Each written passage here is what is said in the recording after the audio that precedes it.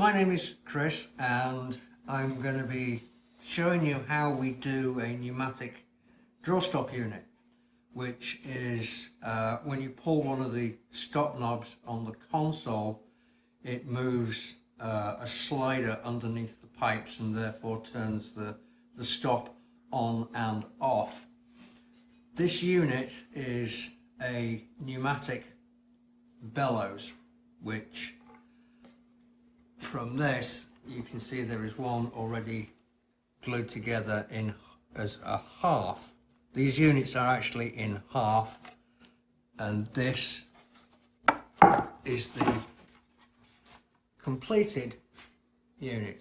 And as you can see, there are two holes in the bottom, and when you pull the knob on the console, one of these channels gets filled with air and it moves like that. So say you put the stop on, air enters this channel, it will be pushed up. Put the stop off, air enters that channel and it gets pushed down again. So it's what we call double acting. These are the various parts for it. This is one half of the case, the second half of the case. This is the witch's hat, which seals this hole here, but still allows things to move like that. This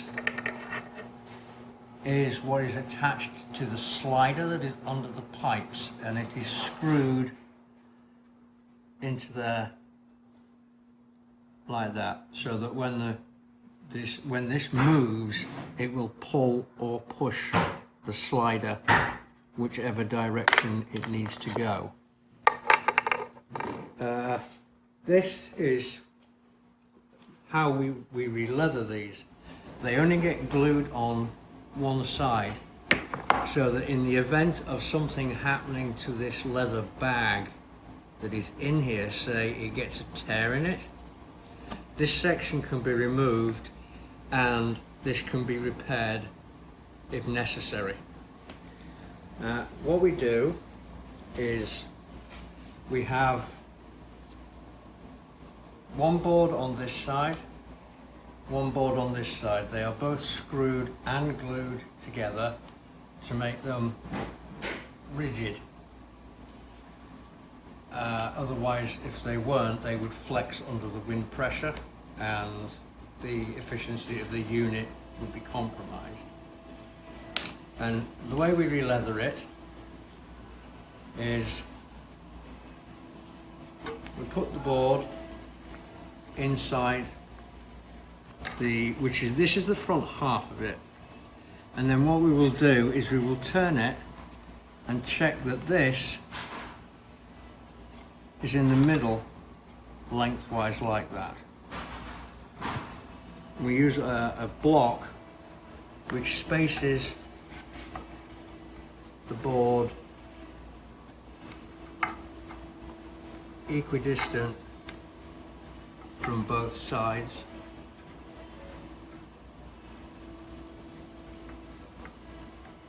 Okay. And then we'll put the same block across the board, and using one of these spring clamps, we hold it securely in position. And now if we look, it is right in the middle of the hole, which is where it needs to be. Now, leathering these is easy, and it's actually quite quick as well. And we start with the ends.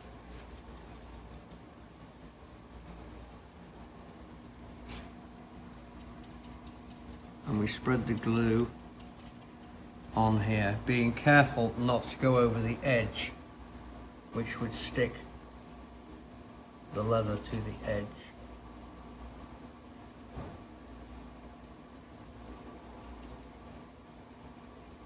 Having put the glue on, we now take the leather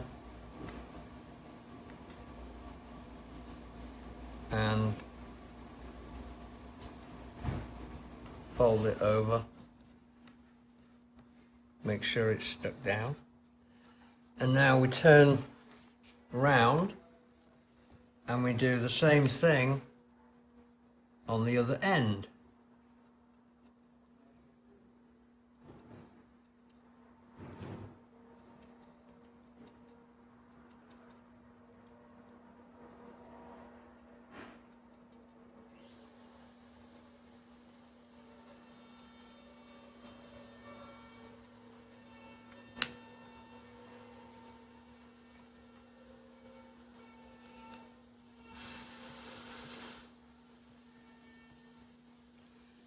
And the reason we do it end for end is because the clamp is in the middle of the unit and we cannot pull the leather because of the block.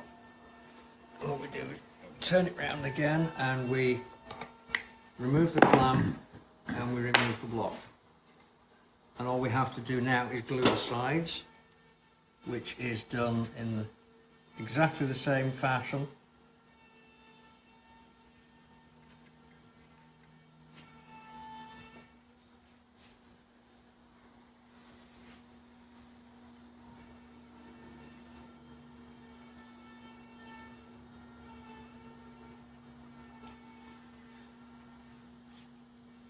These particular units are of a moderate size and they come in various sizes, some being bigger than this and some being smaller.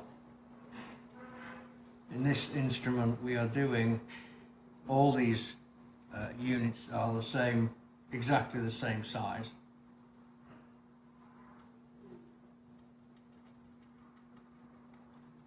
Now we have the glue on the edge.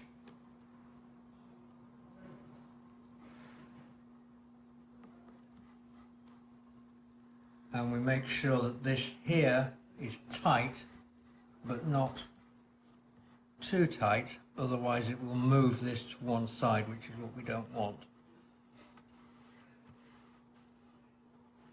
Smooth out the leather.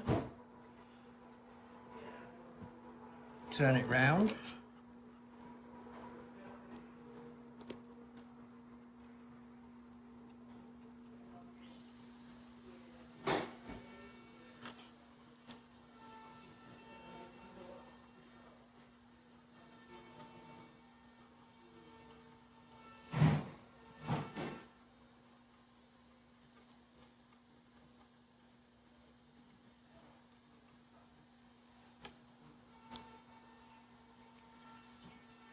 The glue on these is basically just to hold the leather in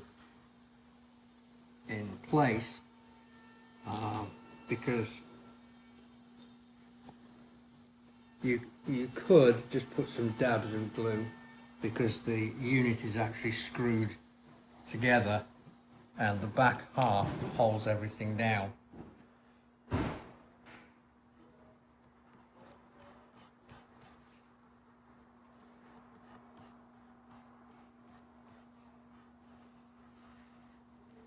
And there is the unit leathered. No more than 2 or 3 minutes to do each individual unit. Now we leave them in a pile to dry. The next stage will be we take the unit itself and the excess leather will get trimmed off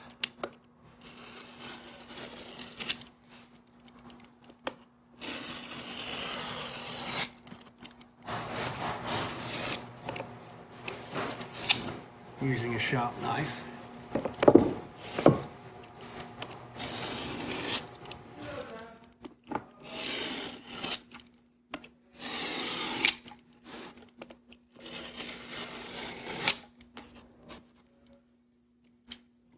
And there we have the unit trimmed. The next operation is to put the block on. And as you will see, the bottom of the unit has a number on it. This is done when they are taken apart so that you can tell which part went with which unit. Even though they are all the same size, it is not safe to assume that all the parts that go together are exactly the same. So now I have to find number 9, which is in my little stack here. And there is number 9. As you can see, the hole has already been punched for the shaft.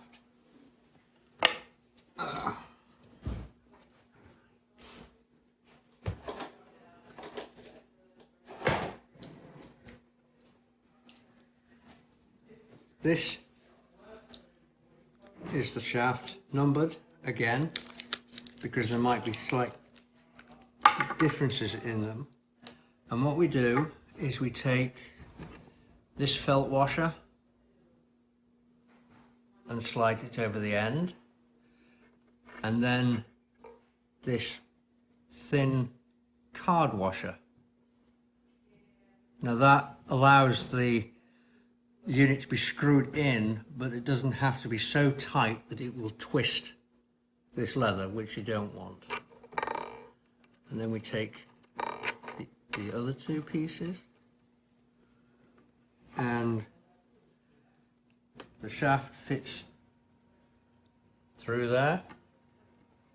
And once again, a felt washer and the card washer. Now the unit itself, as you can see, there is a hole in there. That is screwed in, not fully, but so we can turn it around. And then we line up the unit and it will get screwed. Okay, final screw going into the witch's hat, and this is the completed half of the unit, and as you can see, it moves quite freely backwards and forwards. Last is to attach the back, which is screwed on, and this is the completed unit, as you can see, ready for reinstallation into the instrument. And that's basically how you releather a pan style drawstop action. My name is Chris, and thanks for watching.